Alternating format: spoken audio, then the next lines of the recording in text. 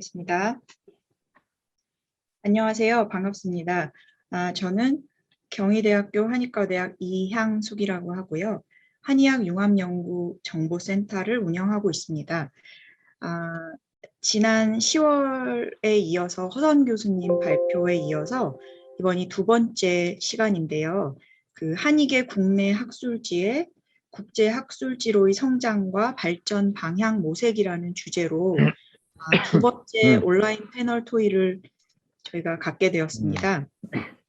그래서 저희가 이번에는 그 허선 교수님에 이어서 허선 교수님께서 이제 총론적인 말씀을 해주셨다면 이번에는 그 주요 학술지 편집을 맡고 계신 교수님들을 모시고 말씀을 들어보는 자리로 마련을 하였습니다. 그래서 JGR 저널 오브 진생 리서치의 김종훈 편집장님을 모셨고요. 인테그러티브 메디슨 리서치의 이명수 교수님을 모셨습니다. 그리고 마지막으로 저널 오브 아큐펑처 앤 메리디안 스터디스 잼스의 류판동 교수님을 모셨습니다. 그래서 세 분 연자분께 저희가 한 15분에서 20분 정도 말씀을 부탁드리고 그 다음에 질문이나 토의하는 시간을 갖도록 해보겠습니다.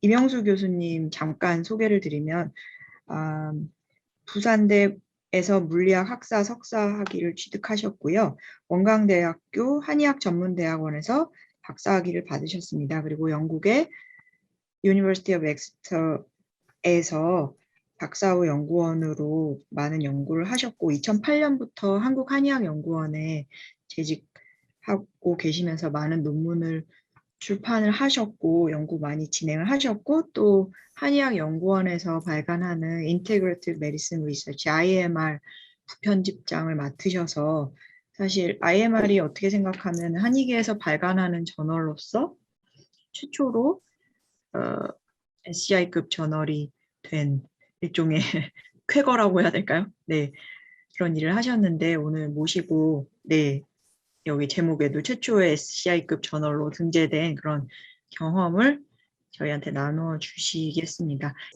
저는 한국한의학연구원 이명수입니다. 이런 기회를 갖게 됐는데요. 과연 제가 최대한 경험을 공유하도록 노력하겠습니다.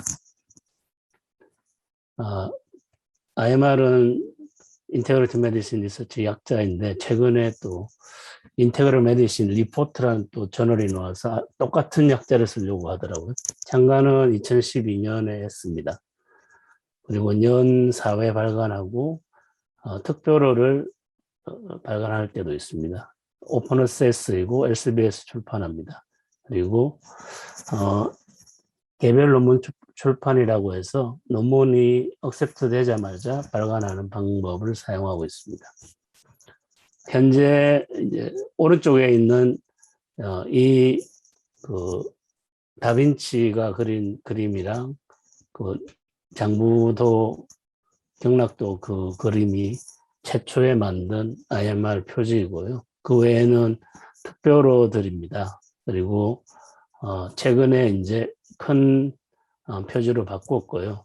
맨 오른쪽에 보시면 곧 나오게 될 코비드-19 특별호 2집이 되겠습니다. 1집은 작년에 발간이 되었고 올해 새로이 두 번째 특별호를 발간했습니다. 7년 만에 SCI에 등재되었고요.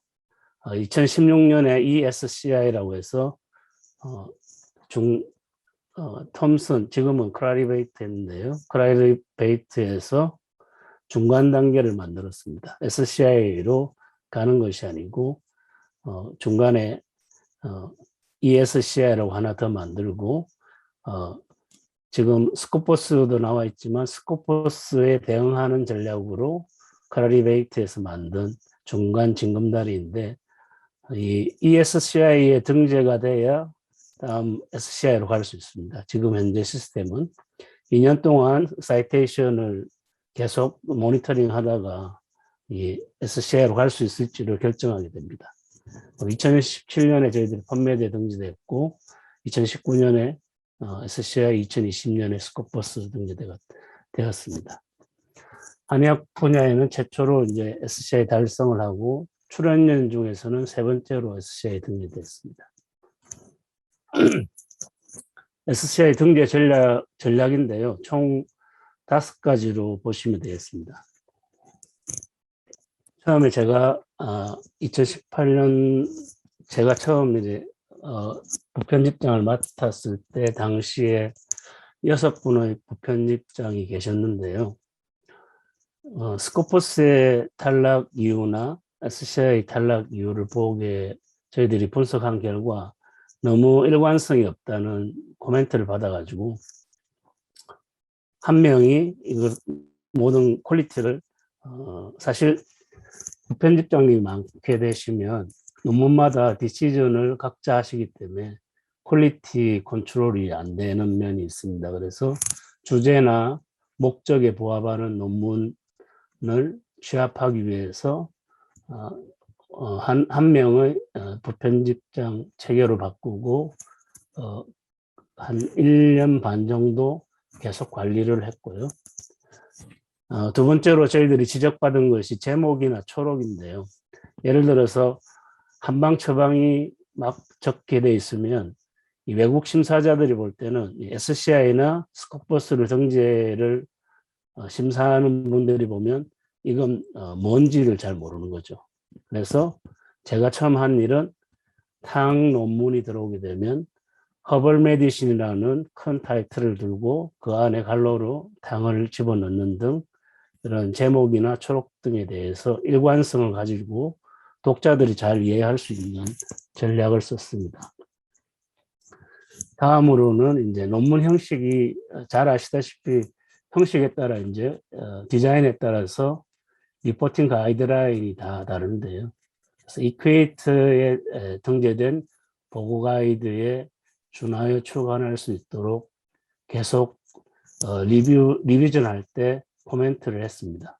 그리고 일관성과 가독성을 향상시키는 노력이 첫 번째 노력이었고, 두 번째로 한 것은 사실상 논문이 들어오게 되면 피어 리뷰를 그냥 무조건 보내게 되면 너무 피로도가 쌓이게 되거든요. 리뷰어도 구할 수도 없고 편집들도 이제 물리적이나 시간적 에너지 소비를 최소화하기 위해서 디시전을 데스크 리젝을 많이 하는 전략을 썼습니다. 이거 데스크 리젝을 빨리 하게 되면 저자들 입장에서는 이 저널이 맞지 않으면 바르게 다른 저널을 소개할 수 있게 하게 되는데요. 현재 IMR 경우에는 약 3일 만에 데스크 리젝하고 어떤 분들은 투고하자마자 리젝된 분들도 있습니다. 좀 죄송한 경우이지만요. 그리고 출판사하고 리뷰 결과는 최대한 빨리 주고 중간에 저희들이 이제 출판사와 지속적으로 소통을 해가지고 일본에 관리를 하시는 분이 계시거든요. 엘스비어는 이제 그분들 초청해서 계속 회의를 해서 어떻게 빨리 SCI로 갈 수 있는지를 소통을 했고, 다음으로 한 것이 아티클 베이스 퍼블리케이션이 돼가지고 논문이 억셉이 되면 바로 출간될 수 있는 시스템을 도입했습니다. 세 번째로는 가장 힘든 부분인데요. 논문이 투고가 됐을 때 결정을 이제 주제나 디자인이 연구가 정확하게 잘 되었으면 다음으로는 이 논문이 IMR의 기준에 맞을 수 있도록 계속 고치게 하는 거죠. 거의 빨간펜 선생님의 노릇을 했다고 보시면 됩니다. 편집진이. 주말도 없이 이제 계속 수준이 향상될 때까지 하고 있는데요. 사실 몇 편의 논문을 아직도 하고 있습니다.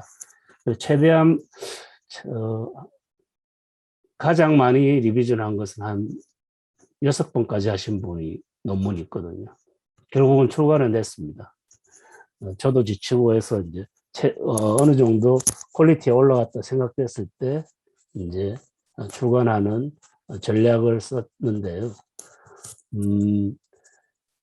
보이지 않는 저자로서 역할을 해야 된다고 생각합니다. 처음에 이제 SCI나 어느 정도 저널이 궤도에 올라갈 때까지 해야 되는데 이 부분은 IMR뿐만 아니고 외국에 있는 많은 편집 연구자들을 만나게 되면 하는 말이 거의 같이 써줘야 된다고 하더라고요.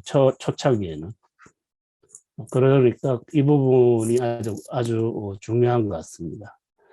네 번째로는 JGR에서 김 교수님 말씀하셨듯이 저명한 학자들의 초청 논문을 게재하고 편집진 영입을 위해서 노력을 많이 했습니다.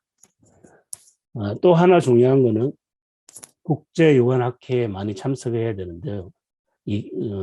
한의학 같은 경우에는 ISCMR이나 다른 유관학회에 많이 참석해서 홍보 부스를 만들어서 해보는 결과 그 개최된 국가에서 논문이 엄청 많이 들어옵니다. 부스를 마련했을 때. 예, 돈을 낭비하는 것이 아니고 이것은 꼭 해야 되는 것이고요. 홍보물도 만들어서 배포해야 되고 사실 IMR이나 JGR이 지금 계속 나가고 있지만 많은 사람들이 모르고 있거든요. 이런 저널도 있었냐 하는 분들이 많거든요. 그렇기 때문에 홍보는 지속적으로 되어야 된다고 생각합니다. 그리고 허성 교수님께서 발표를 하셨지만 제가 한 5년 전부터 과학기술인 편집위원회에 활동을 해서 이 SCI나 스코퍼스, 펀메드의 등재를 어떻게 하느냐에 대한 전문 교육을 많이 받았습니다. 이러한 것들이 이제 필요하고 이 출판사와는 지속적으로 노력하는 것, 긴밀하게 협조하는 것이 가장 중요한 것 같습니다. 현재 저희들 해외 편집위원 비율이 76%이고요. 계속해서 줄여가려고 하고 있습니다. 국내 편집위원들의 그 비율을요. 현재 한국이 가장 많긴 합니다. 저도 몰랐는데 오늘 보니까 108명이 편집위원으로 활동하고 계시더라고요. 현재 작년 19년에 SCI 등재되고 나기 전에 303편이 들어왔는데요. 작년에는 약 988편, 올해도 거의 한 1000편 정도 되고요. 그 리젝트 레이스는 현재 94%입니다. 데스크 리젝이 거의 91%가 되고요. 예전 초창기에는 이제 논문을 48편 정도 1년에 냈거든요. 당시에는 이제 논문이 많이 들어오긴 했지만 출간할 논문이 없어서 참 힘들었는데, 그래서 논문 종류가 당시에는 케이스 리포트나 숏 리포트 이런 것도 많이 실렸는데, 지금은 관찰 연구나 케이스 리포트는 데스크 리젝을 하는 편입니다. 거의 좋은 논문이 아니게 됩니다. 현재 2.368인데 지금 며칠 전에 계산하니까 2.978이었는데 내년에는 3.0이 넘을 거로 예상하고 있습니다. JGR에는 절반밖에 안 되지만 계속 분발하고 있습니다. 앞으로 저널 영향력 강화를 위해서 저희들은 논문 품질을 강화하고 있는데 그 외로 이제 우수 논문 초청이나 스페셜 이슈를 발간을 노력하고 있습니다. 아직도 논문의 퀄리티는 그렇게 높지는 않는 것 같아요. 그래서 손이 좀 많이 가는 편이고요. 영향력 강화를 위해서 현재 저희들이 노력하는 것은 해외 관련 학회, SAR의 공식 협력 저널 파트너나 ISCMR이나 이런 유명한 학회와 저널 파트너십을 유지하기 위해서 컨택하고 있습니다. 현재는 SAR에는 광고로 나가고 있고요. SNS나 뉴스레터 등을 잘 활용하고 있습니다. 지금은 페이스북이나 트위터를 통해 가지고 정리된 IMR에 출간된 논문들을 정리해서 발송하고 있습니다. 이런 걸 대행해 주는 곳이 있거든요. 콘텐츠는 저희가 주지만 클라리베이트에서는 SCI의 저희들이랑 비슷한 분야의 연구자들에게 메일링을 해주는 서비스가 있습니다. 그런 것을 이용하시면 되겠고, 에디티지에서는 저희들이 준 것을 가지고 이렇게 이제 시각화하는 작업을 하고 있는데, 그렇게 아직까지는 썩 추천은 하고 싶지는 않지만 그래도 이용해 볼 만은 합니다. 오히려 KN클릭에서 만드는 일목요연한 것들을 더 잘하시는 것 같더라고요. 거기에 위탁을 주고 싶지만 하여튼 봐서 그냥 직관적으로 알 수 있게 독자들이 알 수 있게 해주는 작업들이 많이 필요한 것 같습니다. 저는 이제 발표를 마치겠습니다. 네, 교수님 발표 잘 들었습니다. 5가지 사실 말씀해 주셨는데 이게 듣다 보면은 다 얼마나 이 편집인의 정말 피땀 눈물이 들어간 작업인지를 알 수 있는 것 같습니다. 참, 예, 짠했습니다. 들으면서. 네, 고생하셨고요. 네, 그다음 이제 마지막으로 저희 류판동 교수님을 모시겠습니다. 류판동 교수님 잠깐 간단히 소개해 올리자면 서울대 수의학과 그리고 대학원에서 수의양리학으로 석사학위를 받으셨고요. 그리고 아이오와 주립대에서 박사학위를 취득하시고 예일대 연구원으로 계셨고 91년부터 서울대 수의대에서 또 학장도 역임하시고 이 우리나라 수의대 연구와 교육에 큰 공로를 세우신 교수님이십니다. 현재는 대한약취마켓에서 발간하고 있는 저널 오브 아큐펑처 메리디안 스터디스 잼스의 편집장을 맡고 계십니다. 저도 잼스의 부편집인으로 들어가 있어서 한 달에 한 번씩 편집회의에 참여를 하는데요. 정말 보면은 편집장님이 정말 대단히 저널을 위해서 애쓰시는 걸 저는 잘 알고 있지만 아무튼 어떻게 고생을 하고 계신지 말씀을 오늘 들어보도록 하겠습니다. 교수님. 고맙습니다. 우선은 앞에 2분 발표하신 내용에 대해서 저도 많이 배웠어요. 제가 더 추가할 게 별로 없어 보여서 실질적으로 더 추가할 게 별 내용 없습니다. 그냥 잠스 발간을 하기 위해서 발간이 아니고 살아남기 위해서 이렇게 몸부림치고 있다, 뭐 그런 정도 소개하는 게 될 것 같습니다. 제가 잠스에 이렇게 관련하게 된 경우는 이제 프리모 베스큘라 시스템 혹은 봉안관이라고 하는 그런 조직에 관심을 갖고, 물론 우리 전통 경락 경혈에 대해서도 물론 저는 수의학을 하고 있지만은 애정도 있었고 호기심도 있었고, 그런데 어느 날 관련된 논문을 제가 심사를 하게 됐어요. 그래서 정기생략적인 걸로 접근하기 위해서 너무 흥미로워서 수학 선생님께 전화 드려가지고 만나서 시작을 했는데 그게 한 14년 전쯤 된 이야기거든요. 그런데 잠스가 나중에 보니까 학술지로서 소왕 선생님의 프리모 조직이랑 같이 뭐 약간 늦게 출발했지만 그런 것과 깊은 연관을 가지고 이제 진행되고 있었습니다.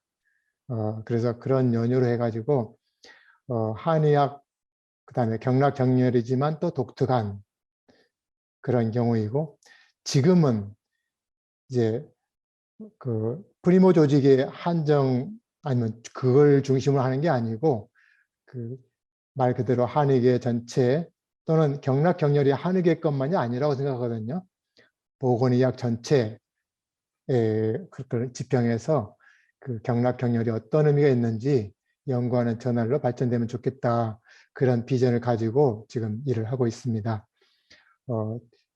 앞에 2분 발표하신 분들이 제 발표 보고 이렇게 참고할 건 하나도 없고요. 그냥 저희가 이렇게 하고 있고 그다음에 저희는 SCI 뭐 임팩트 팩터를 올리자 거기도 신경 쓸 수가 없어요. 현재 SCI 2로 되어 있긴 하지만 그냥 스탠다드 표준 저널 학술지로서 품격을 갖추는데 최선을 다하고 있습니다. 그러면 간단하게 운영 현황, 그 다음에 2021년도까지 우리가 어떤 식으로 노력을 했느냐 그런 내용하고, 그 다음에 2022년도에는 뭐 이렇게 하면 좋겠다, 사실은 제 개인적인 생각이기도 하고 편집위원들과 같이 또 공감을 이루어야 될 그런 부분이기도 합니다. 이렇게 보면은 이게 마취, 저희 통증 관련된 것도 들어있기 때문에 이런 데 보면은 되게 Q2에 들어가요.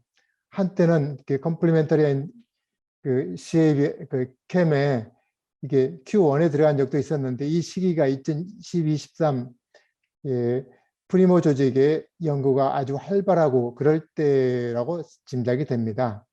그 다음에 일반 여기는 이제 Q3라든지 이렇게 돼 있는데 어쨌든 캠에서는 Q2이고요. 이 사이드 스코어 인터넷에 있는 건데 대략 보니까 2점 뭐 이렇게 됩니다. 물론 저희가 그 임팩트 팩터 뭐 논하기에는 뭐 아직 0점 얼마 그렇게 나오고 있지만 현재는, 그 다음에 이건 이제 Q2 이렇게 나와 있는 자료이고요. 저희도 논문 심사에서 보면은 첫째 이제 테크니컬 체크업이 첫째 있고요. 물론 여기에서 데스크 리젝션도 하고 있습니다. 그래서 이제 사무실에서 저한테 넘어오면은 제가 일주일에 뭐 두세 번씩 들어가서 눈에 띄는 대로 이건 정말 뭔가 아니야, 스코프에 안 맞거나 그럴 때는 그 자리에서 이제 그 데스크 리젝션 하고요. 그렇지 않으면은 이제 어소시에이트 에디터, 사실은 섹션 에디터라고 할 수도 있겠는데 그분들에게 이제 배정을 하게 됩니다. 그러면 그 다음에 이제 피어 리뷰가 돌아가게 되고요. 논문 투고 및 게재 현황을 보면은 2016년도에서부터 2021년도 10월까지인데 19년도, 20년도는 100편, 3년간 100편이 넘었습니다. 게재 논문 수는 상당히 이제 작았고요. 24편, 1년에 6편 하는데 4, 6에 24, 1년에 4편, 한 호 나갈 때 4편, 5편. 그래서 일단 게재 논문 수를 좀 올리는 것도 중요한 과제이고요. 게재율은 뭐 사실 2017년도 빼고는 그렇게 높지는 않습니다. 왜냐하면은 데스크 리젝션이 많이 되거든요. 아니면 중간에 떨어져 나가기도 많이 하고. 해외 저자 논문이 대부분입니다. 한국 저자 논문은 뭐 굉장히 10% 미만이고요. 보면은 2019년도는 인도, 브라질, 이란, 중국, 미국, 터키 이렇게 많았고요. 그 다음에 이란, 인도, 브라질, 지금 브라질, 이란, 한국, 인도 이렇게 되는데 지금 인도가 2020년에 와서 줄어든 경우는 이쯤에 와가지고 저희가 스코프를 메리디안과, 그러니까 경락경렬과 관련 것으로 조금 더 줄였습니다. 그 전에는 뭐 아유베다라든지 뭐 이런 논문들이 조금 많이 투가 됐고 그것도 받아들이고 그랬던 것 같습니다. 그 다음에 특히 브라질이 지속적으로 많이 들어오고 있고요. 이란도 특히 많이 들어오고 있습니다. 그래서 이런 쪽에 이쪽에 이제 그 편집인을 좀 보강을 해야 되겠다 이런 생각도 하고 있고요. 논문 유형을 보면 제가 좀 산만합니다만은 여기에 노랗게 되어 거 케이스 리포트가 있고 그 다음에 퍼스펙티브 아티클, 뭐 어떤 경우는 리뷰식으로 되어 있기도 하고요. 그런데 온갖 것 많이 들어오는데 많이 이렇게 거절하고 있습니다. 그 다음에 이제 리서치 아티클하고 리뷰 아티클인데 리뷰 아티클이 저희가 초청도 하고 들어오기도 하는데 여러 경우에 따라서는 수준이 안 되는 리뷰도 많이 들어오고요. 리서치 아티클은 최근에 들어와서는 클리니컬 스터디 쪽의 아티클이 꽤 많이 들어오고 있고요. 시스테마틱 리뷰 이런 것도 여기에 많이 들어오고 있습니다. 심사 소요 기간은 2018년도에 보면은 접수하고 1차 하는 심사가 나가는데 140일이 걸렸습니다. 그다음에 2019년도에는 122일. 그래서 제가 이제 편집장으로서 시작을 하고 가장 첫 번째 눈에 보이는 게 이 1차 심사 결과를 저자한테 보내기까지 걸린 기간이었는데요. 그래서 2020년도는 34일로 됐는데 다시 이제 2021년도에는 현재 조금 길어지고 있습니다. 실질적으로 저희가 노력을 많이 이렇게 하려고 하는데 보면은 내부 심사 일주일, 그다음에 외부 심사에서 이상적으로는 아이디얼하게는 이제 어소시에이트 에디터가 이걸 받으면 7일 이내로 해주시기를 기대하고 또 심사자가 동의어 7일 정도에 수락해 주시고 그 다음에 14일 좀 늦어도 7일 정도 걸리면 좋겠다라고 하는데 이게 이상적인 42일이면 좋겠는데요. 사실은 그 2배 정도가 걸리고 있죠. 그래서 어쨌든 기본적으로 저자에 대한 서비스로서 아직은 글로벌 스탠다드에는 많이 못 미친다 이렇게 보고 있습니다. 최근의 개선 사항으로는요. 최근 2, 3년의 개선 사항으로는 첫째, 처음에 3사람 정도가 있었는데요. 그래서 1분, 2분 정도 더 해가지고 이제 저 빼고 4분이 같이 저 포함해서 4분이군요. 일을 하는데 워낙 부담이 많고 그러니까 심사도 진행이 늦어지고 그래서 7분으로 이제 지금은 전체가 운영이 되고 있고요. 지금은 어느 정도는 궤도에 오른 것 같아요. 그 다음에 또 편집인이나 혹은 심사자나 사실은 저도 아무것도 모르고 편집을 맡아가지고 많이 배우면서 일을 해가고 있는데 또 실제로 편집인에 참여하시는 분들도 그 경우에 따라서 다 이렇게 좀 다르거든요. 그래서 같이 공부하고 배우자 그런 분위기로 많이 유도를 했습니다. 그 다음에 저희가 에디토리얼 매니저를 가지고서 이제 투고하고 심사하고 하는데요. 이거 활용법도 좀 잘 알기 위해서 노력을 했고요. 그래서 이런 것들이 편집인들이 원활하게 돼야 심사 기간도 단축될 수 있겠다 이런 생각을 해서 노력을 했고요. 그 다음에 운영 체계 변경에서는 사실은 약지마켓에서 앞에 인삼하고 관련된 2억 정도 그런 돈은 아니지만은 수천만 원의 돈을 들여가지고 LCB에서 판매를 전화를 운영을 하고 있었는데 사실은 시스템을 아무리 잘 하려고 해도 투고된 논문이 질이 좋아야 되고 그 다음에 편집이 제대로 잘 돼야지 의미가 있는데 제가 보거나 그랬을 때는 사실 LCB가 할 수 있는 게 한계가 있어요.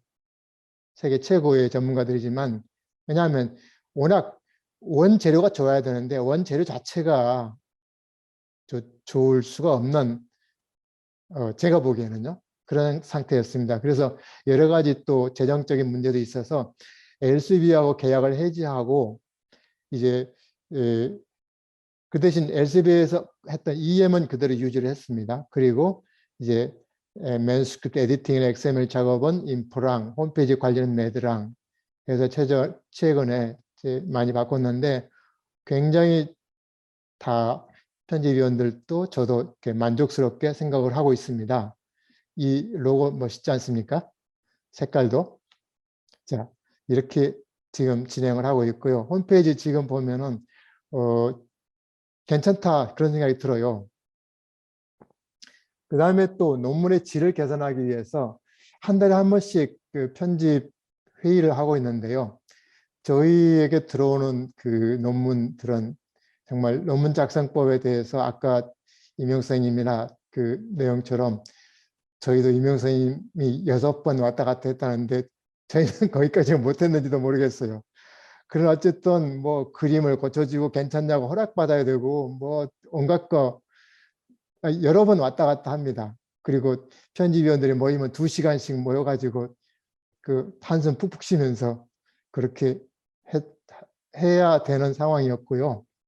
그래서 가능하면 그런 일을 줄이기 위해서 그 논리를 정확하게 저자들이 제시할 수 있도록 하는 시스템을 구축하면 좋겠다 해서 첫째는 앱스트랙트를 구조화했어요.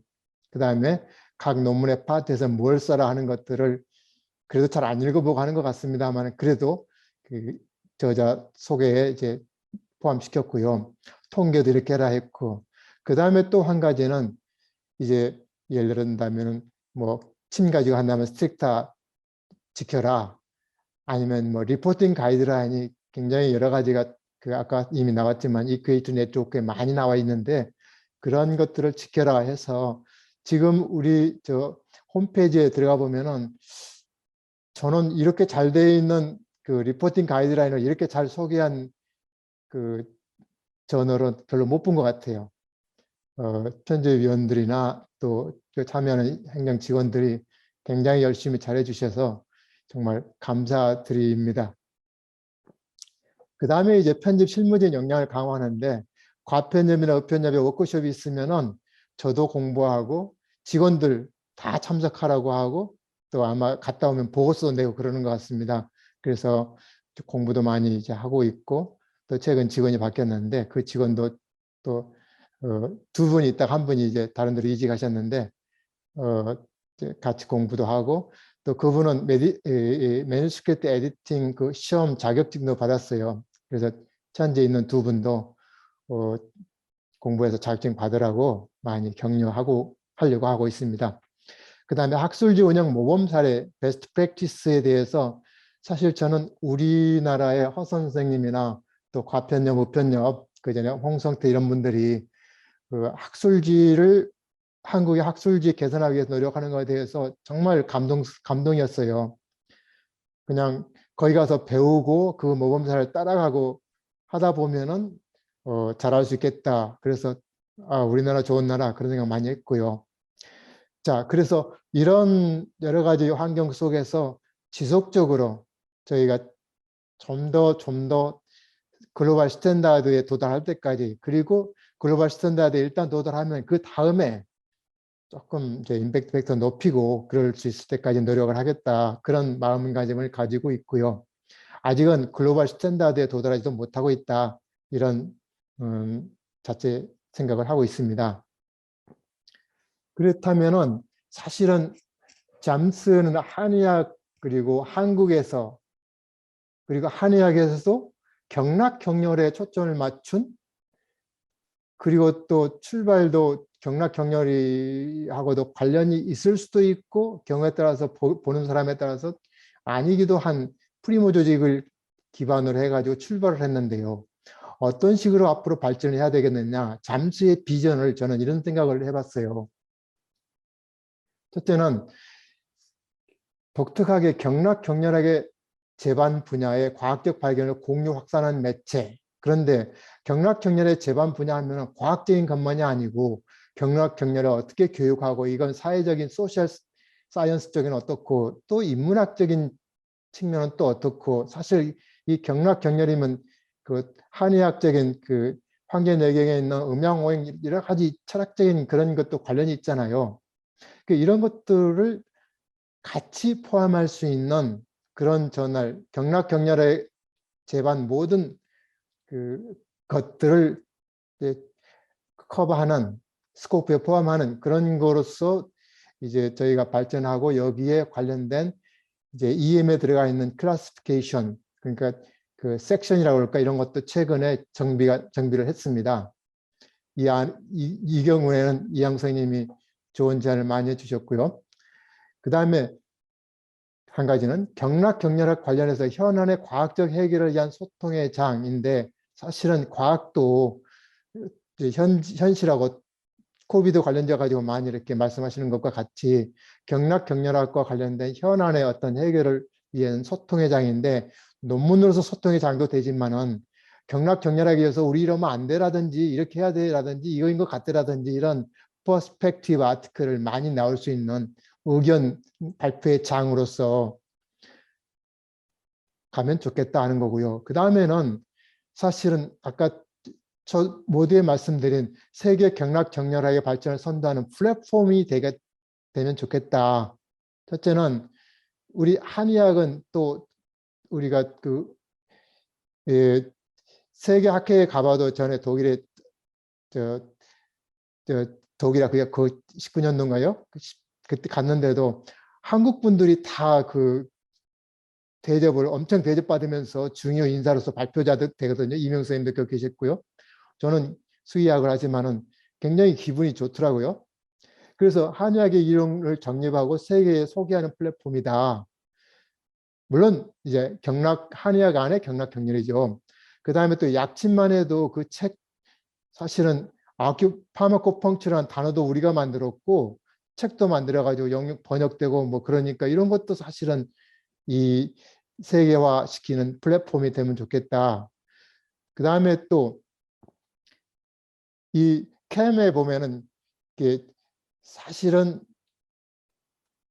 이 서양 이야기랄까 주류 이야기에서 사실은 굉장히 외로운 분야잖아요. 그렇기 때문에 그런 내용들이 아까 이명 선생님 말씀하셨지만은 소박하게 하는 그런 연구들도 임팩트 팩터 생각을 한다면은 뭐 어려울지도 모르지만 우리가 여러 가지로 손을 좀 많이 보고 해가지고 발표할 수 있도록 그래서 저는 돈을 안 받고 있는데요. 한때는 돈을 좀 받아가지고 돈 내니까 잘해야 되겠다는 성의를 모티베이션 그런 걸 생각을 해봤었는데 지금 생각은 계속해서 돈을 안 받고 해야 되겠다. 엘스비에 주는 돈 저자한테 줘야 되겠다. 이런 생각을 많이 들더라고요. 그 다음에는 이 잠스가 한국의 경락격렬학계의 변천 발전에 대한 역사 기록서가 될 것이다. 왕조실록 뭐 있는데요. 사실은 우리 뭐 학술 초록지 만들고 다 이렇게 사라지고 그러는데 이거는 인터넷에 떠 있으면 우리가 죽은 다음에도 남아있을 거란 말이에요. 이런 비전이 있어서 아직은 저희는 뭐 임팩트 팩터를 논할 단계는 아니지만 최소한 이런 비전을 가지고 차근차근 내실을 쌓아가면 좋겠다 이런 생각을 하고 있습니다. 그래서 2022년도의 중점 사항으로 뭐 야심찬 목표이기도 하지요. 제 1차 결정하는데 49일로 한번 해보자. 사실 여기 비슷하게 한 적이 있으니까요. 2020년도가요. 있으니까. 그 다음에 홈페이지 중심으로 학술지를 이제 투구자 중심으로 많이 개선을 해보자. 이런 내용이고 그 다음에 무료 출판 그 다음에 논문 수를 어떻게 증대할 것이냐 아까 말씀하신 내용대로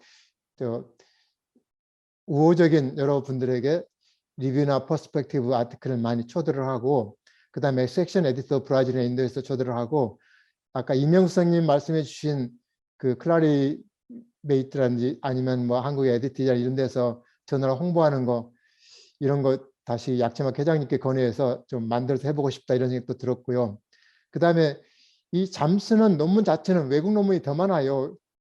국제화는 확실하게 돼 있죠.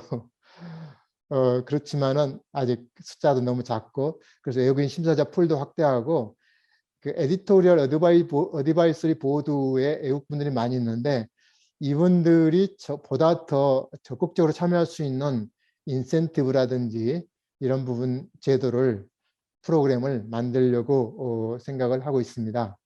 이상 경청해 주셔서 감사합니다. 고맙습니다.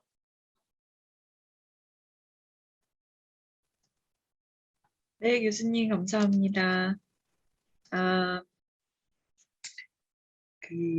교수님 원래 그 잼스를 위해서 또 정말 애쓰시는 것도 제가 잘 알고 있는데 또 이렇게 뭔가 비전을 또 평소에 듣지 못했던 그런 거를 말씀해 주시니까는 또 굉장히 든든하기도 하고 학회지 뭐 SCI급 저널도 좋고 임팩트 팩터 높이는 것도 중요한데 그런 저널이 갖는 의미라고 해야 될까요? 방향성이나 그런 아이덴티티 우리가 왜 이 저널을 이거를 출판을 하는지에 대한 생각을 또 해보는 그런 네, 발표였습니다. 네, 감사드립니다.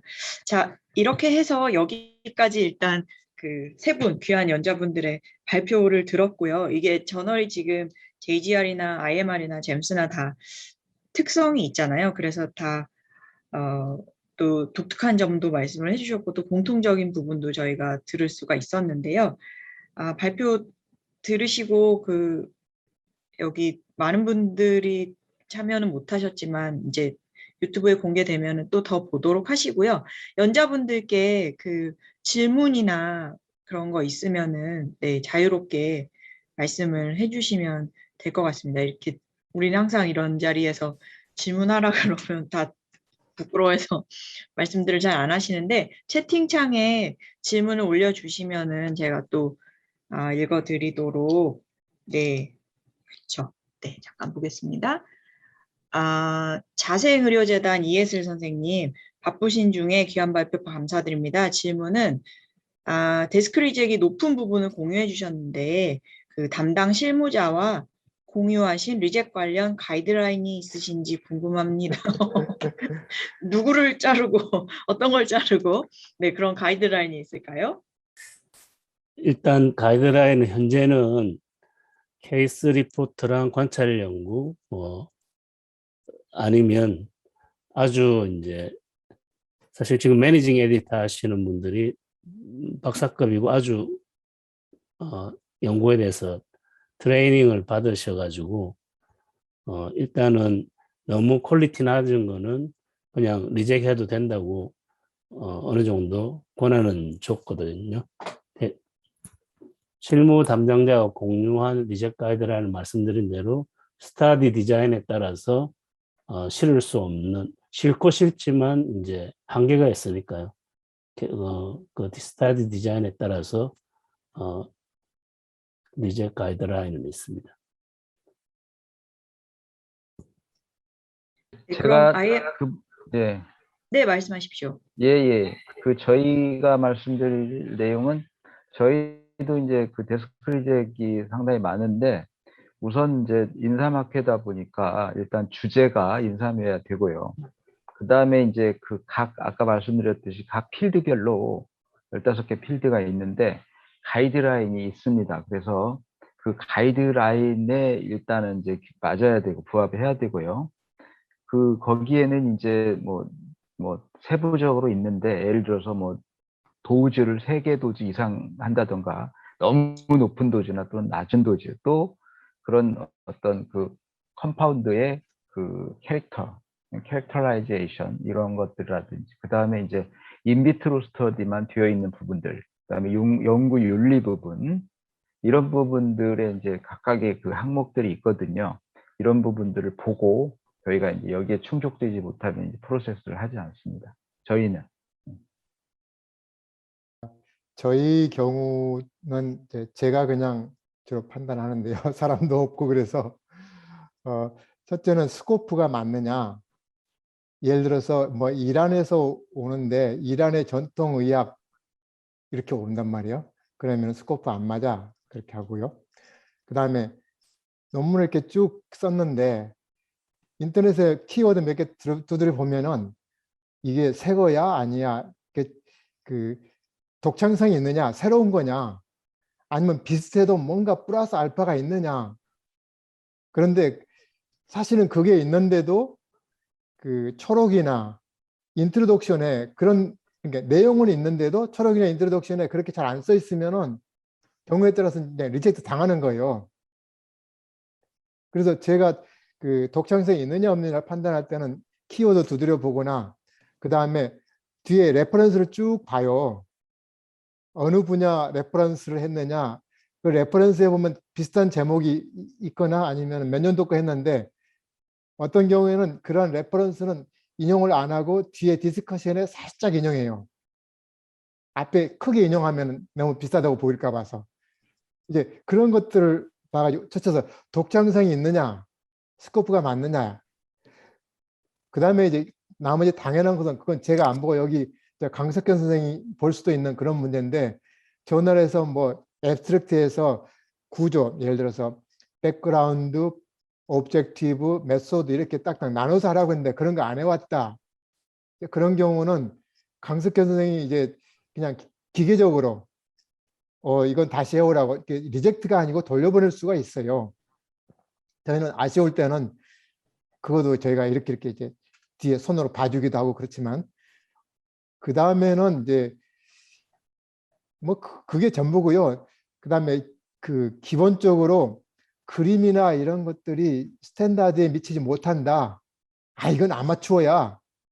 그럴 때는 뭐 내용 보기도 전에 아, 이건 아마추어구나. 그냥 그런 인상이 들 수가 있어요. 저는 웬만하면 그래도 보긴 하지만 이제 만일에 이해서 선생이 리젝션 당한 거 조금 이제 알고 싶다면 그림이나 이런 것들을 이쁘게 그렇게 하면 좋을 것 같아요. 추가 사항이 있는데요. 지금 데스크 리젝이라고 하는 것은 피어 리뷰를 안 보내는 건데 제가 거의 이제 80%를 보는데 그 임상 연구 경우에는 트라이얼 레지스트리에 등재된 번호를 치면 사실상 이미 출간된 논문이 많아요. 특히 이란이나 인도에 들어오는 거는 중복 출간이 많기 때문에 이란 에디토리얼 보드를 한 명 초청했고요. 인접한 나라에 있는 사우디아라비아의 그 편집위원도 있습니다. 그래서 그분들한테 이제 이 논문에 대해서 이란은 특히 중복 출판이 많기 때문에 각 나라에 출간된 적이 있는지를 확인하는 작업을 거칩니다. 네. 네. 지금 세 저널에서 각각 어떻게 하면 데스크 리젝이 될 수 있는지 말하자면은. 그래서 결국에는 지금 정리를 해보자면은 잘 트레이닝이 된 그죠 매니징 에디터가 있어야 될 것 같고요. 지금 IMR 박사급 매니징 에디터 있다고 하셨는데 네, 각 저널에도 다 그런 부분을 갖추고 있는 것 같고요. 그 다음에 일단 테크니컬 퀄리티 체크를 하시고 그 다음에 이제 뭐 스터디 디자인에 따라서 거르기도 하고 주제에 맞아야 되고 뭐 인사 마케팅은 인사에 관련된 거야 될 거고 뭐 제임스는 침, 경혈, 경락 이런 쪽에 관련된 거야 될 거고 이렇고 그다음 필드별 또 가이드라인 아까 김종훈 교수님 말씀해 주셨는데 그런 가이드라인은 되게 구체적이고 굉장히 좋은 것 같습니다. 예, 그러면은 그런 가이드라인에 맞춘 아티클만 심사를 받게 되니까 또 당연히 아티클들 퀄리티도 올라가게 되고 좋은 것 같고요. 그다음에 오리지널리티가 있는지 말씀해 주신 부분 그래서 지금 이미 출판된 논문도 있고 그런 중복 듀플리케이트 이런 것들도 가릴 수 있고 또 키워드랑 레퍼런스 보는 부분 이런 것들도 그렇고 혹시 랭귀지가 이제 어쨌든 영어로 다 출판을 해야 되는데 랭귀지가 안 되는 이렇게 너무 질이 안 맞는 경우도 있을 수 있을 것 같아요. 그런 부분도 데스크 리젝의 대상이지 않을까 싶기도 한데요. 네. 그리고 또 채팅창에 질문 올려주셨는데 네, 약지마켓 강석현 선생님 그 SNS 이명수 교수님께 질문하셨는데 트위터나 페이스북 그 저널 홍보하는 거 효과가 어느 정도인지 각 SNS의 특징이 있는지 그런 질문 해주셨습니다. 해당 부분은 정확하게는 제가 잘 모르겠는데 아직은 올해 처음 시작해서 얼마나 효과가 있는지는 잘 모르겠습니다. 왜냐하면 보통은 학회에 가는 것이 가장 좋은데 현재 코로나 상황이라 최대한 저희들이 노력을 하고 있다고 보시면 됩니다. 이 부분은 좀 더 지켜보다가 결과를 말씀드릴 수 있으면 개인적으로 말씀드리도록 하겠습니다. 네네. 강석현 선생님이 체이싱을 해주셔야 될 것 같고요. 근데 또 이제 아까 JGR이랑 IMR 발표를 들으면서 제가 또 생각이 들었던 게 유판동 교수님도 말씀해 주셨고 지금 어소시에이트 에디터 풀을 늘리지 않으셨습니까? 제임스는? 왜냐하면 이제 개인 편집자한테 가는 부담이 너무 많고 그렇기 때문에 부담을 줄여줘야 되는 측면이 있고 또 이명수 교수님 말씀하신 부분에서는 일관성이 없으니까 저널이 아티클들이 억셉되고 안 되고 그런 것들이 그래서 오히려 그 어소시에이트 에디터 1인 체제로 가서 일관성 있게 이 퀄리티를 올릴 수 있는 쪽으로 추진을 하셨다. 이게 사실 어떻게 생각하면 상반되는 상황이기는 한데요. 그 두 가지 그런 접근법에 대해서 의견을 듣고 싶습니다. 이게 굉장히 중요한 문제잖아요. 사실 편집인들이 이 일만 전담을 하는 것이 아니라, 네, 그래서 참 어려움이 있잖아요. 그 부분에 대해서 혹시 의견 말씀해 주실 수 있으실까요? 잠스 말씀드리면요. 예, 잠스는 억셉트 됐다고 하더라도 편집회의에서 논문 하나를 띄워놓고 뭐 내용까지 자세히는 안 보지만 타이틀이나 초록이나 그다음에 그림 이런 부분은 다 같이 봅니다. 그거 보다 보면은 예를 들어 제가 뭐 했는데 놓친 부분을 또 다른 분이 이렇게 봐주시고 그래서 그런 경우가 좀 이제 있고요. 저희는 그렇게 한 이유는 워낙 처음에 들어오는 논문의 그 작성한 아마추어 수준으로 들어오니까 항상 겁나는 거예요. 어디에서 지뢰가 터질지 모르니까요. 그래서 그렇게 도입을 했더랬습니다. 저는 네네. 일단 최악의 경우에 제가 메타 분석을 해주는 경우도 있고요. 그 포레스트 플롯을 그려가지고 이렇게 그려야 된다고 아예 JPG로 만들어서 보내준 적도 있고, 그림이나 표도 일단은 처음에는 그랬는데 이제 한계에 도달하니까 표에다가 바로 이제 그 투구한 논문에 다 코멘트를 다 적었어요. 빨간 그 펜 선생님처럼 국내 저작의 경우에는 영어로 쓰다가 잘 안 고쳐지면 한글로 써서 제가 여기에 대해서 답을 안 해도 되니까 이런 식으로 고치라고 한 적도 있습니다. 그래서 일단은 그런 과정을 거치고, 또 한 가지의 과정은 저희들이 이제 아티클 베이스로 계속 퍼블리시가 되는데 그걸 묶는 과정이 있거든요. 한 권의 책으로. 그때 이제 편집위원회에서 풀업을 한 서너 번 보는 거죠. 계속.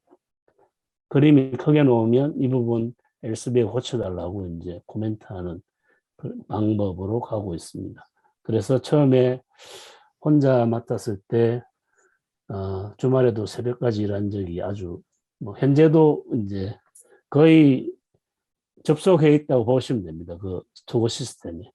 지금은 그렇게까지는 안 했는데 그런 과정을 한 2, 3년 거친 것 같습니다. 네, 리얼타임으로 항상 네, 주말에도 왜 제가 이 남의 논문 고쳐주면서 뭐 하는 건지 모르겠다. 거의 논문을 쓰는 수준이라고 자조적으로 말씀하셨던 게 기억이 나는데요. 혹시 JGR에서는 또 김종훈 교수님 뭐 예, 이거에 대해서 예, 잘 들었습니다. 저희가 이제 10년부터 SCI가 돼가지고 지금까지 왔는데, 지금 현재는 아까도 이제 프로세스를 보는데, 지금 현재는 이제 그 오피스로 이제 이바이스에서 서미션을 하게 되면 테크니컬 체크를 합니다. 거기에서 그다음에 이제 기본적인 테크니컬 체크를 해서 오스에게 보내고, 만약에 이제 그 테크니컬 체크에서 패스가 되면 EIC 즉 편집위원장한테 오죠. 편집위원장한테 오면은 편집위원장이 A를 어사인합니다. 각 분야별로 이제 그 저희가 엑셀 파일 보니까 지금 여기 보시면 한 90명 정도 있습니다. 전체 A가. 그래서 그 분야별로 한 5, 6명씩 있으니까요. 한 90여 명 정도 되는 A분한테 각 그 세부 분야에 맞게 이제 A한테 어사인을 하는 거죠. 편집위원장이 어사인을 하게 되면 A가 피어 리뷰를 이제 또 어사인을 하거든요. 선정을 해서 심사를 합니다. 피어 리뷰가 심사를 해서 뭐 어떤 분은 마이너 리비전인데 또 어떤 분은 리젝이 되고 막 그래요. 이게 개인차가 큽니다. 피어 리뷰 이렇게 나중에 보면. 근데 어쨌든 피어 리뷰 2분 이상이 심사를 해서 그에 대한 결과를 A가 이제 받습니다. A가. 그래서 A가 이제 보고 디시전을 하죠. 그래서 이제 뭐 리젝 또는 억셉 뭐 리비전, 뭐 이렇게 이제 디시전을 하게 되죠. 그러면 이런 것들이 전체적으로 EIC한테 오거든요. 그럼 이제 A 결정을 보고 A가 리젝했어요.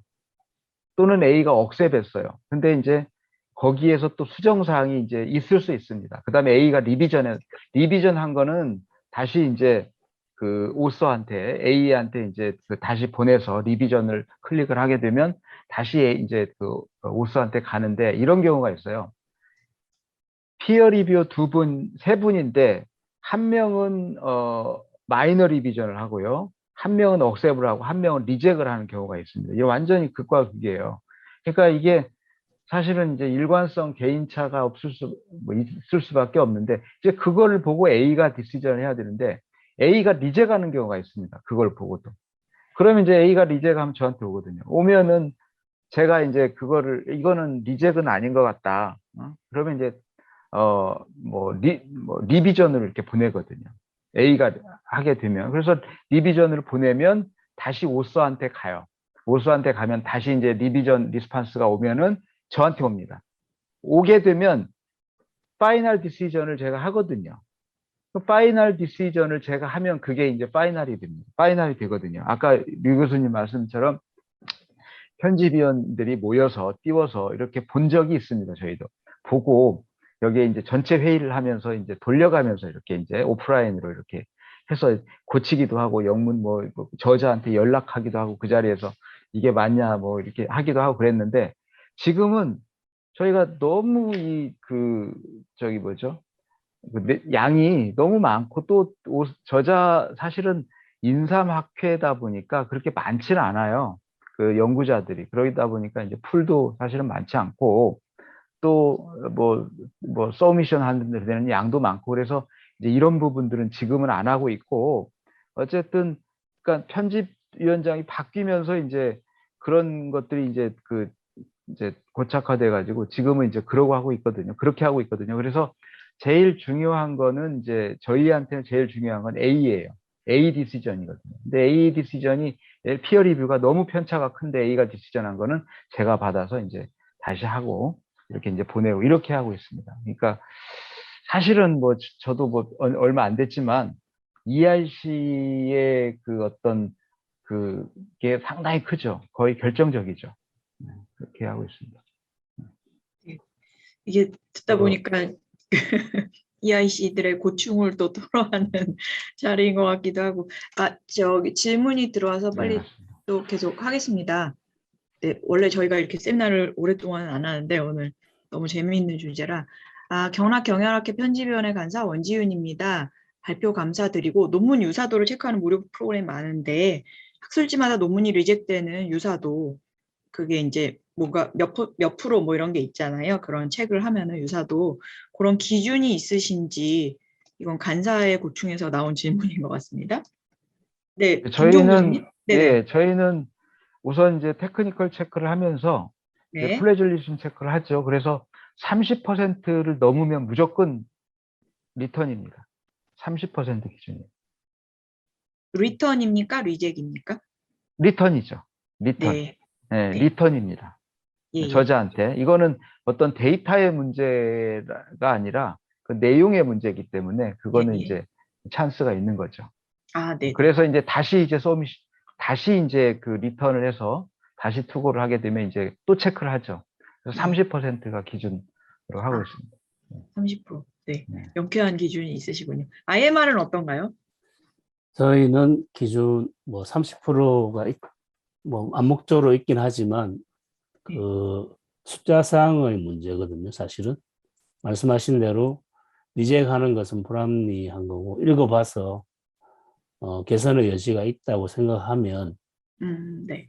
일단 피어 리뷰를 보내고 리비전 하면서 이제 하는 경우가 있고 제 경험상 다른 저널 이야기지만 NDPI는 accept 되고 나서 고칩니다. 그런 저널도 많아요. 일단 피어 리뷰 끝나고 나면 자기들이 돌리거든요. 엘스비어 시스템 바로 투고하자마자 옆에 그 중복률이 나오게 됩니다. 몇 프로인가.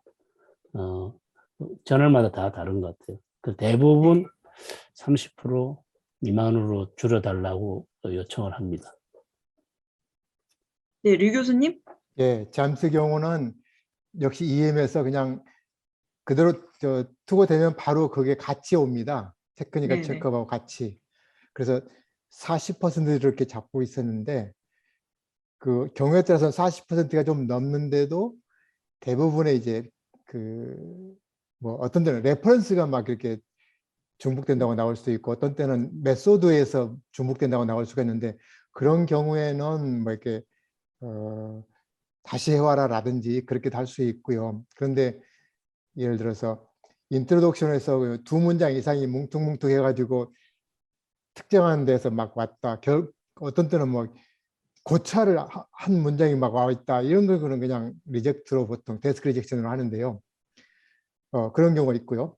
그 다음에는 리비전을 해 왔는데 돌리면은 오히려 올라가는 경우가 있어요. 시밀라리티가. 그런 경우도 이제 점검을 해야 되는 그런 부분입니다. 그러나 40%라고 하지만 이제 메소드 쪽에서 뭐 40%인지 그러면은 그냥 보통 넘어가고요. 그런데 다른 데서 40%가 넘었다 아니면 문장이 그냥 통째로 왔다 갔다 했다 그러면은 이제 그건 좀 신경을 써서 봅니다. 네.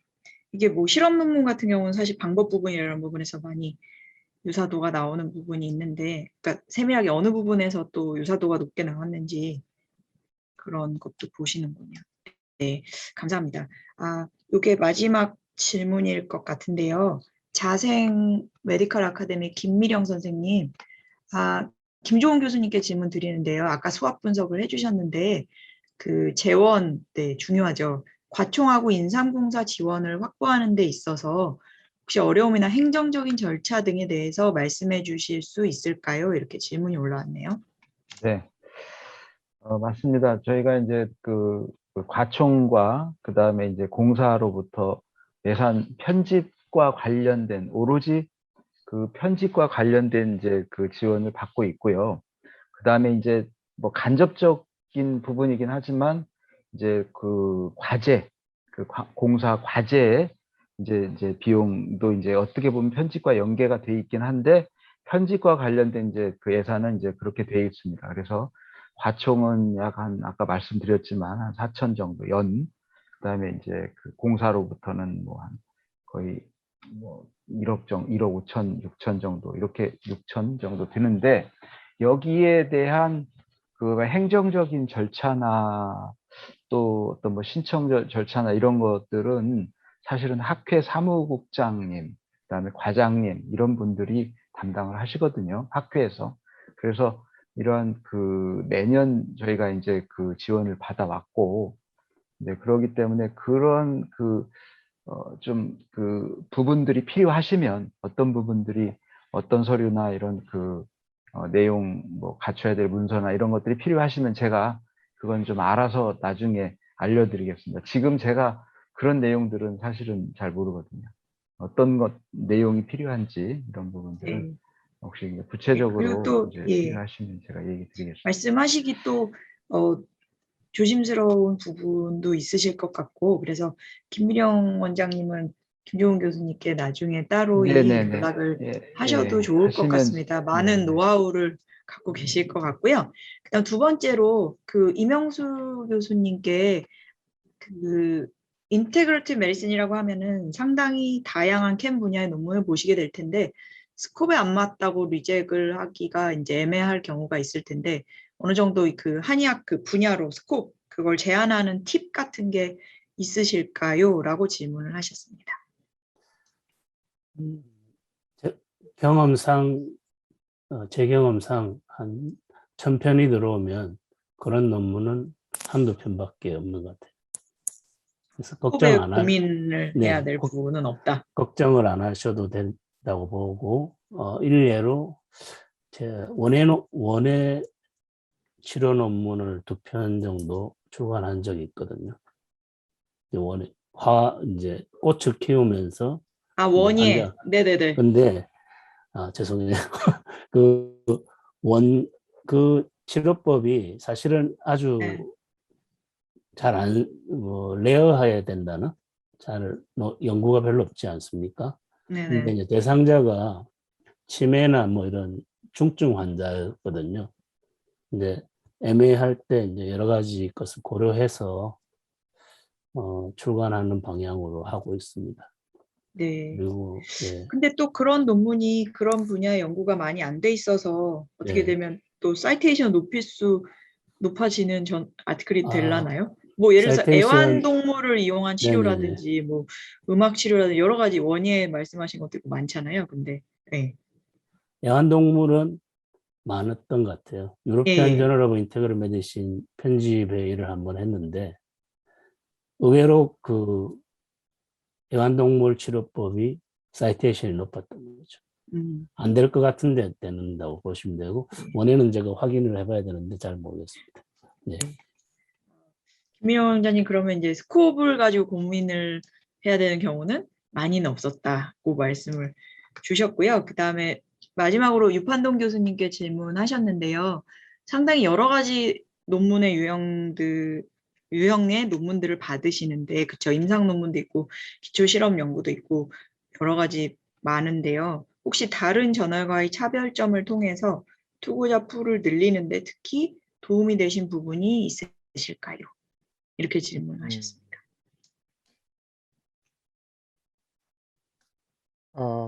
투고자 풀을 늘리는데 이게 도움이 저는 될 거라고 봅니다.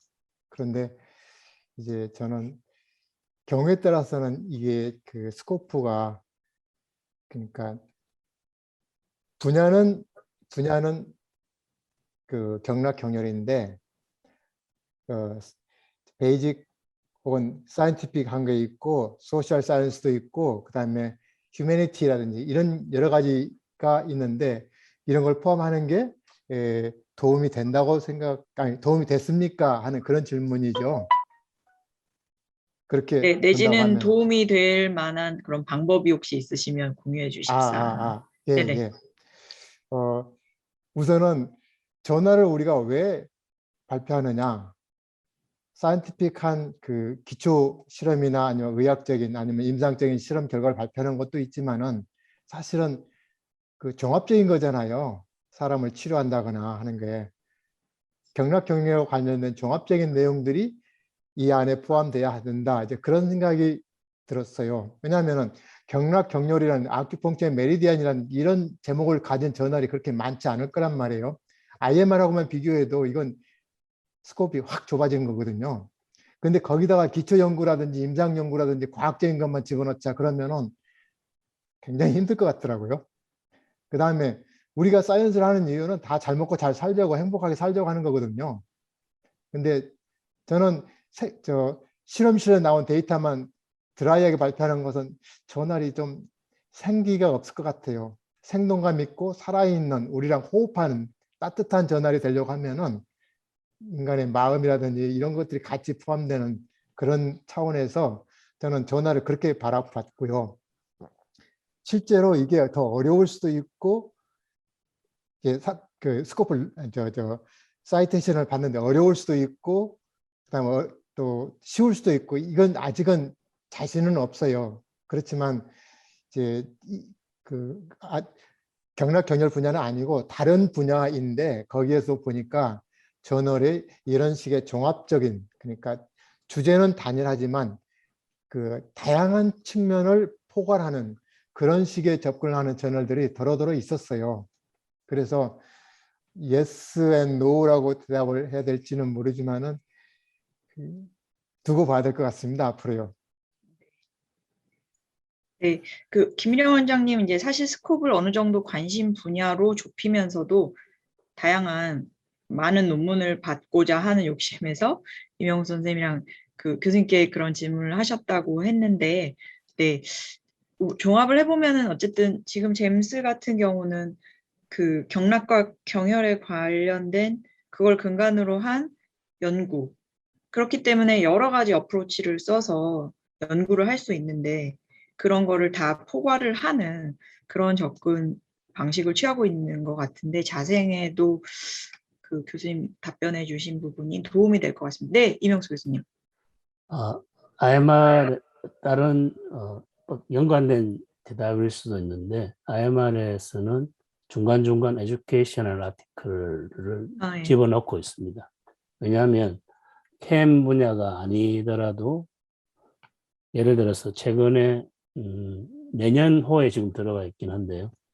헬스 에코노믹 아날리시스나 헬스 테크놀로지 어세스먼트 같은 기초적인 그 베이직한 에듀케이션 논문을 계속 출간하고 있습니다.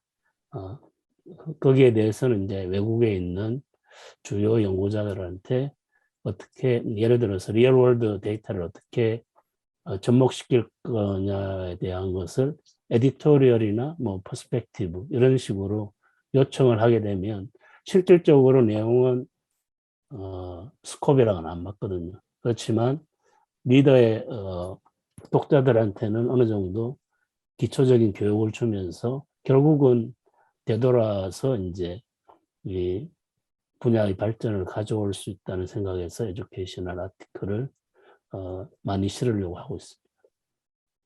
네. 좋은 저널도 외국에 보면은 그런 에듀케이션 아티클들이 항상 있는 것 같고 시리즈들이 나오는 것 같고요. 이게 또 편집인의 그런 이 네트워크나 이런 부분이 이런 데서 또 기획 이런 데서 빛을 발하는 것 같습니다. 또 다른 분들도 질문이 많으시겠지만 저희가 이렇게 온라인 세미나를 또 오래 하기도 처음인 것 같습니다. 네, 너무 좋은 발표 감사드리고요. 오늘은 일단 더 궁금한 거 많으시겠지만 저희 센터로 연락을 주시면은 또 오늘 발표해 주신 교수님들께 보내드려서 피드백을 최대한 받아서 전달해 드릴 수 있도록 하겠습니다. 네, 그러면 늦은 시간까지 너무 수고해 주셨고요. 또 무엇보다 좋은 발표해 주신 세 분 연자분께 다시 한번 감사드리고요. 늦은 시간까지 참여해서 질문해 주시고 하신 참석자분들께도 감사드립니다. 그러면 이것으로 KM-CLIC 온라인 패널 디스커션을 마치도록 하겠습니다. 감사합니다.